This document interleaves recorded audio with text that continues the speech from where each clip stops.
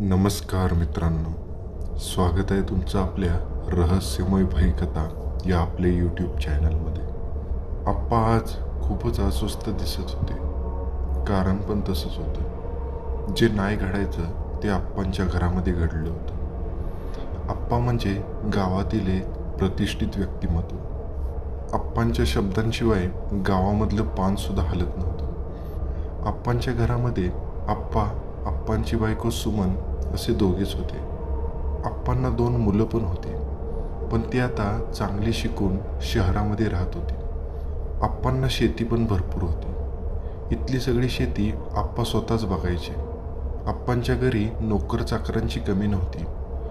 जसं आप्पांना सगळा गाव आप्पासाहेब म्हणायचा, तसंच सुमनला पण सगळा गाव अक्कासाहेब शिवाय बोलत नव्हतं. सुमन म्हणजे अक्कासाहेब ह्यांचं वय 40-45च्या दरम्यान असावं आणि गावातल्या अक्कासाहेबांच्या वयाच्या बाया संध्याकाळी आणि सकाळी व्यायाम करण्यासाठी त्यांच्या गावाजवळून जाणाऱ्या रस्त्याने बरचसं लांब चालत जायच्या.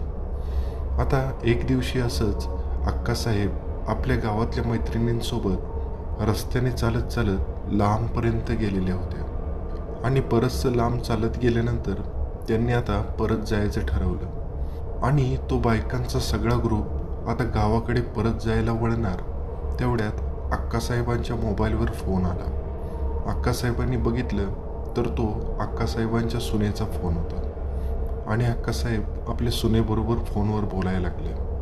पण फोनवर काहीतरी गंभीर विषय चालू असल्यामुळं अक्कासाहेब त्या ग्रुपपासून थोड्याशा मागच थांबल्या. अक्कासाहेबांचा फोन झाला तसं त्यांच्या लक्षात आलं की अरे बापरे, आपण आता एकट्याच मागं राहिलेलो आहेत. सगळ्या बायका तर निघून गेल्या. संध्याकाळची वेळ होती आणि अंधार बराचसा पडला होता. फोनवर बोलायच्या नादामध्ये अक्कासाहेबांना वेळेचं भानच राहिलेलं नव्हतं. तसं ते एकदम दचकल्या. कारण आता या अंधारामध्ये एकटीनेच घरी कसं जायचं हा आता एक मोठा प्रश्न अक्कासाहेबांना पडलेला होता आणि ते आता रस्त्याने झपाझप पावलं टाकत आपल्या गावची वाट कापायला लागले. तसं त्यांना गावाकडे जायला भीती वाटत नव्हती, पण फक्त गावाच्या अलीकडे येणारं एक वळण होतं. त्या वळणाचा विचार करूनच अक्कासाहेबांच्या अंगावर सरसरून काटा आला.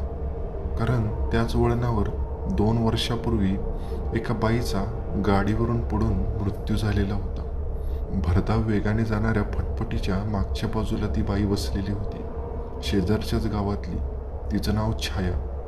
आणि अचानक तिचा तोल गेला. डोक्याला भरपूर मार लागला, त्यामुळे ती जागेवरच मरण पावली. आणि तेव्हापासून गावातल्या बऱ्याचशा लोकांना रात्रीच्या वेळी त्या वळणावरून जाताना ती छाया दिसल्याचा भास झालेला होता. आता त्या सगळ्या लोकांचं म्हणणं खरं होतं की खोटं होतं हे अक्कासाहेबांना माहीत नव्हतं, पण त्या विचारानं मात्र अक्कासाहेब आत्ता मात्र चांगलेच घाबरले होते. आणि माणसाची बुद्धी पण कशी असते बघा ना. नेमका ज्यावेळी माणूस एकटा असतो त्यावेळीच असले वाईट विचार माणसाच्या डोक्यामध्ये येत असतात. आणि तीच गोष्ट अक्कासाहेबांच्या बाबतीत पण घडत होती. सारखा तो छायाचाच विचार अक्कासाहेबांच्या मनात यायला लागला. अक्कासाहेब जोराने पावलं टाकत चालतच होते आणि तेवढ्यात ते वळण आलं आणि अक्कासाहेब अंगातल्या ताकदीनिशी जोराने पावलं टाकत त्या वळणाला पार करायला लागले. आणि अचानक बरोबर त्या वळणाच्या मध्यभागी आले असतील नसतील तेवढ्यात अक्कासाहेबांना एक गूढ आवाज आला. कोणीतरी अक्कासाहेबांना हाक मारली होती, अक्कासाहेब. आणि या हाकेसरशी अक्कासाहेब एकदम दचकले, पण त्यांचं मागं वळून बघायचं धाडस होत नव्हतं. कारण त्यांना माहीत होतं की या ठिकाणी काय घडून गेलेलं आहे. त्यांचे पाय भीतीने लटलट कापायला लागले. शरीर घामानं ओलचिंब झालं.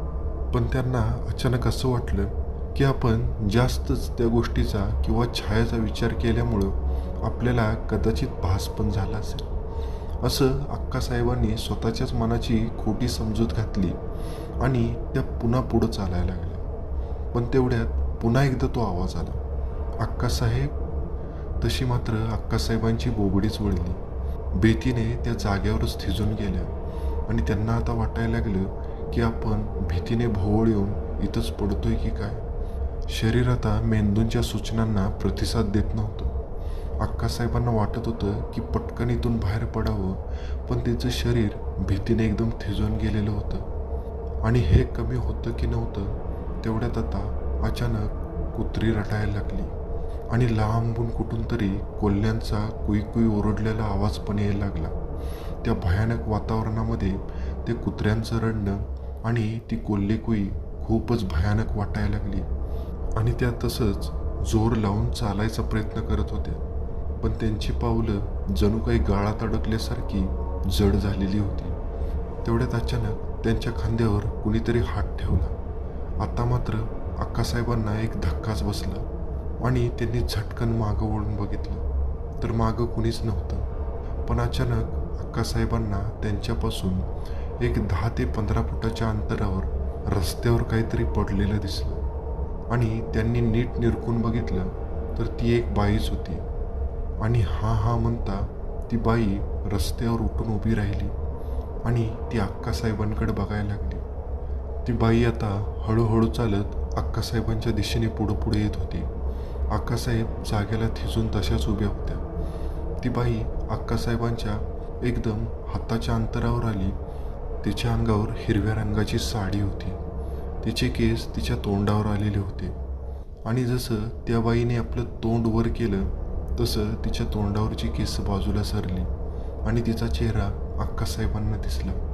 एकदम पांढरा फटक चेहरा होता तो. तिचे डोळे एकदम पांढरे शुभ्र होते, त्यामध्ये बुब्बुळच नव्हती. त्यामुळं ते डोळे खूपच भयान दिसत होते. आणि ज्यावेळी त्या बाईने हसण्यासाठी आपल्या तोंडाचा जबडा उघडला त्यावेळी तिचे ते काळे दात बघून अक्कासाहेबाचा ताबा सुटत चालला होता. आणि अचानक अक्कासाहेबांची नजर त्या बाईच्या कपाळावर गेली. त्या बाईच्या कपाळावर लाल भडक कुंकू होतं, पण त्याचा रंग हळूहळू बदलायला लागला होता आणि क्षणार्धातच त्या लाल कुंकवाचा रंग पूर्णपणे डांबरासारखा काळाकुट्ट झाला. हे दृश्य बघून आता अक्कासाहेबांचा ताबा सुटला आणि त्या जोरात किंकाळल्या आणि धाडकन तिथं रस्त्यावर पडल्या. इकडं गावातल्या सगळ्या बायका घरी पोचल्या तरी अक्कासाहेब आल्या नव्हत्या, म्हणून आप्पासाहेब थोडेसे काळजीत होते. आप्पासाहेब लगबगीने उठले. त्यांच्या अंगणामध्ये त्यांची कमांडर गाडी होती. त्यांनी आपल्या घरगाड्याला म्हणजे सदूला पण त्यांच्यासोबत घेतलं आणि दोघेजण जीप घेऊन त्या रस्त्याने अक्कासाहेबांचा शोध घेत निघाले. आणि थोडं पुढं गेलं असेल नसेल तर त्या वळणावर त्यांना अक्कासाहेब रस्त्यावर पडलेल्या दिसले. तसं आप्पासाहेबांनी गाडी थांबवली. सदू आणि आप्पासाहेब झटकन खाली उतरले आणि त्या दोघांनी अक्कासाहेबांना उचलून आपल्या गाडीमध्ये टाकले आणि ते अक्कासाहेबांना घेऊन घरी आले. पुन्हा डॉक्टर पण येऊन गेले. डॉक्टरांनी अक्कासाहेबांना तपासलं आणि सगळं व्यवस्थित असल्याचं सांगितलं. आप्पा अक्कासाहेबांच्याच खोलीमध्ये बसलेले होते. जशी अक्कासाहेबांना जाग आली तसे आप्पा त्यांच्या जवळ गेले आणि त्यांची विचारपूस करायला लागले. पण अक्कासाहेब मात्र आप्पांशी काहीच न बोलता फक्त मानेने इशारा करूनच आप्पासाहेबांच्या प्रश्नांना उत्तरं देत होत्या. त्या एकटक छताकडेच बघत होत्या. आप्पासाहेबांना वाटलं की कदाचित त्यांना अशक्तपणा आलेला असेल, त्याच्यामुळे त्या आत्ता बोलत नसतील. त्यामुळे आप्पासाहेबांनी त्या गोष्टीकडं जास्त लक्ष दिलं नाही. घरगडी सदू जेवणाचं, नाश्त्याचं, चहा पाण्याचं सगळं बघत होता. आता दुसऱ्या दिवशी सकाळ सकाळी आप्पासाहेब चहा घेऊन अक्कासाहेबांच्या खोलीमध्ये गेले. त्यावेळी पण अक्कासाहेब आपल्या पलंगावर झोपून छताकडे एकटक बघत होत्या. आप्पासाहेबांनी चहा दिल्यानंतर त्या उठून त्यांच्या पलंगावर बसल्या आणि आप्पासाहेबांकडे न बघताच त्यांना म्हणाल्या, माझ्यासाठी मटण घेऊन या. तसं आप्पासाहेबांना आश्चर्य वाटलं, कारण अक्कासाहेब या खूपच धार्मिक होत्या आणि त्या एकादशी, सोमवार, गुरुवार, चतुर्थी या दिवशी कधीच मांसाहार करत नव्हते. पण आज सोमवार असून सुद्धा अक्कासाहेबांनी मटणाची मागणी कशी केली हेच आप्पासाहेबांना कळत नव्हतं. पण दुपारी ज्यावेळी आप्पा मटणाच्या जेवणाचं ताट घेऊन अक्कासाहेबांच्या खोलीमध्ये गेले, अक्कासाहेब अशा पद्धतीनं खात होत्या की जसं काही त्यांना पहिल्यांदाच मटण मिळालेलं असावं. त्या आधाशासारख्या त्या मटणाच्या ताटावर तुटून पडल्या. त्या दोन्ही हातांनी जेवण करत होत्या. असं अक्कासाहेब कधीच करत नसायचे. ते आप्पांना थोडंसं विचित्रच वाटलं. आता जसे दिवस जातील तसं तसं अक्कासाहेब खूपच विचित्र वागायला लागल्या होत्या. त्या आता तासनतास एकटक एकाच वस्तूकडे बघत बसायच्या. तोंडामध्ये काहीतरी पुटपुटत असायच्या. गावातल्या बऱ्याचशा बायका अक्कासाहेबांना बघायला यायच्या, त्यांना भेटायला यायच्या. पण अक्कासाहेब मात्र कुणाशीच बोलत नव्हत्या. 4 दिवस अक्कासाहेबांचं हे विचित्र वागणं असंच चालू होतं. पण हे काहीच नव्हतं. खरा थरार तर अमावस्येच्या दिवशी चालू झाला. त्या दिवशी अमावस्या होती. आप्पासाहेब सकाळी लवकर उठले आणि चहा घेऊन अक्कासाहेबांच्या खोलीमध्ये गेले. अक्कासाहेब पलंगावर उठून बसलेल्या होत्या. त्या आपले केस एवढ्या जोरजोराने विंचरत होत्या की त्यांचे केस त्या कंगव्यामध्ये तुटून येत होते. आणि आज त्या एक विचित्रच गाणं गुणगुणत होत्या. त्या गाण्याचे शब्द आप्पांना कळत नव्हते, पण ते खूपच विचित्र होतं. त्यांच्या डोळ्याच्या बाजूची वर्तुळं एकदम काळी पडलेली होती. तसं आप्पांच्या मनात शंका आली की 100% अक्कासाहेबांना बाहेर वासा झालेला आहे किंवा लागीर झालेला आहे. संध्याकाळी 6 वाजता अमावस्या चालू होणार होती. आता दिवसभर अक्कासाहेबांचं वागणं असंच विचित्र राहिलं. आता जसं जसं संध्याकाळचा अमावस्येचा टाईम जवळ येईल तसं तसं आप्पांना पण खूप भीती वाटायला लागली. आणि बघत बघत 6 वाजले. आप्पा संध्याकाळचा चहा घेऊन अक्कासाहेबांच्या खोलीत गेले. तसं समोरचं दृश्य बघून आप्पांच्या पायाखालची जमीनच सरकली. कारण अक्कासाहेब एकदम विचित्र पद्धतीने त्यांच्या पलंगावर बसलेली होती आणि आपली मान एकदम काटकोनामध्ये वर करून छताकडे बघत होती आणि तोंडातून काहीतरी वेगळंच पुटपुटत होती. अक्कासाहेबांचा आवाज एकदमच विचित्र झालेला होता. आप्पांनी अक्कासाहेबांना किती हाका मारल्या तरी त्यांचं आप्पांकडे लक्षच नव्हतं. अक्कासाहेबांचे दोन्ही हात मागच्या बाजूला गेलेले होते आणि अक्कासाहेबांनी आपल्या दोन्ही हाताला तिडा घातलेला होता. आप्पा हळूहळू अक्कासाहेबांच्या जवळ गेले आणि जसं आप्पांचं लक्ष अक्कासाहेबांच्या छताकडे असलेल्या चेहऱ्याकडे गेलं त्यावेळी मात्र भीतीने आप्पांची पण पोपडीच वळली. कारण अक्कासाहेबांच्या कपाळावरचं कुंकू पूर्णपणे काळं झालेलं होतं, डांबरासारखं.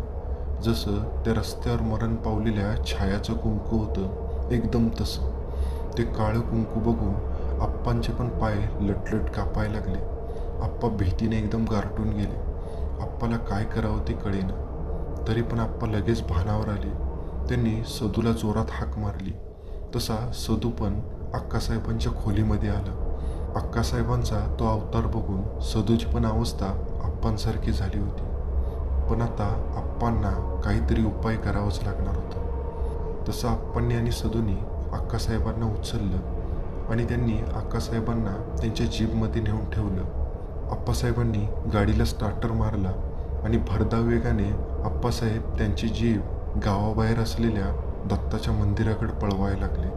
10च मिनिटात आप्पांनी आपली जीप मंदिरासमोर आणून उभा केली. सदूनी आणि आप्पांनी अक्कासाहेबांना धरलं आणि ते तिला जीपमधून बाहेर ओढायचा प्रयत्न करायला लागले. पण अक्कासाहेब मात्र जीपमधून बाहेर निघत नव्हते. अक्कासाहेबांमध्ये एवढी ताकद कुठून आली याचाच आप्पांना प्रश्न पडला. तरी पण आप्पांनी आणि सदूने अथक प्रयत्न करून अक्कासाहेबांना कसं तरी मंदिरामध्ये नेलं. मंदिरातल्या पुजाऱ्याने देवासमोरचा अंगारा आणला आणि तो अक्कासाहेबांच्या कपाळावर लावला. तसा अक्कासाहेब जोरजोराने किंकाळायला लागल्या. जणू काही त्या अंगाऱ्याचा त्यांना विस्तवासारखा चटका बसत असावा. खरं तर त्या अक्कासाहेब ओरडत नव्हत्या. त्यांच्या आतमध्ये असलेली ती वाईट शक्ती त्या अंगाऱ्याच्या स्पर्शाने ओरडत होती. पुन्हा त्या पुजाऱ्याने मंतरलेला एक दोरा आणून अक्कासाहेबांच्या मनगटाला बांधला. तसं त्या एकदम तडफडायला लागल्या आणि एक 5 मिनिटाच्या तडफडीनंतर अचानक अक्कासाहेबांचे डोळे एकदम पांढरे पडले आणि त्या धाडकन खाली पडल्या. एक अर्ध्या तासानंतर त्या पुन्हा शुद्धीवर झाल्या आणि त्या आता पूर्णपणे भानावर आलेल्या होत्या. त्यांना कळतच नव्हतं की आप्पा आणि सदू त्यांना मंदिरामध्ये का घेऊन आलेत. पण आप्पांनी आणि सदूनी पण अक्कासाहेबांना यातलं काहीच सांगितलं नाही. त्या व्यवस्थित झाल्या हेच आप्पांसाठी